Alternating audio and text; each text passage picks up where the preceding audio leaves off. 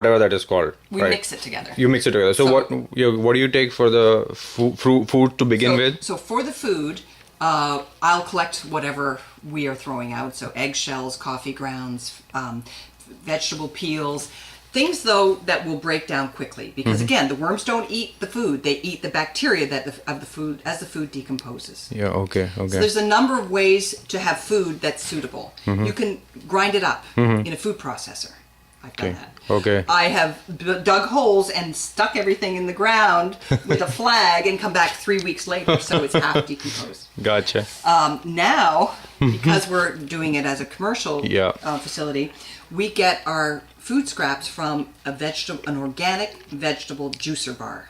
Okay. So they drink the juice and they leave all the best stuff and throw it out, and we collect it. Okay. So that is all, and it's wonderful vegetables. Mostly. Right. Yep. So that's already mushed up. Right. So it decomposes very quickly. Oh, okay. So we have a big giant cement mixer. We will put, first of all, we'll get some thermophilic compost. Okay. So it has compost in there. That's why it looks black. Right. Then we'll throw in some steel cut oats because that's really good for fungal. Okay. And then we'll throw cornmeal because that helps with reproducing, funny enough. Cornmeal. And also those two grains make it so that there's food for them to eat for a longer period. Okay. And then we'll add the juicer waste to get just the right moisture. And the right moisture is so that it sticks together. There's no liquid coming off of it, but it also breaks apart again really easily. I see. So that's how you know you have the moisture of 70%, because what we try to do is maintain 70% throughout the process. Okay. So that the castings, when they come out, are also 70%. I see. Then we store them in these bins here, and you'll see there is a piece of plastic. This is not just regular plastic. Okay. This is breathable plastic. I see. So it's what we also, when we sell it in the stores, we package it in these bags. This took a long time to figure out, because if you have them in cloth bags, which we thought was a great idea, the castings dry out and the microbes dry. Because they can't breathe. That's right. Or they just, there's no moisture, so it's there's like no moisture. dust. Okay. If you have a solid plastic, then nothing can survive. This allows, and what they're saying now, you can store these castings in this kind of environment for up to 3 years. Wow. Okay. So if you take a look inside, you can see, again, you have that principle. Everything stays together, Right. but it also crumbles apart. Okay. And it nicely stains the hand. That's how you know it's the right moisture.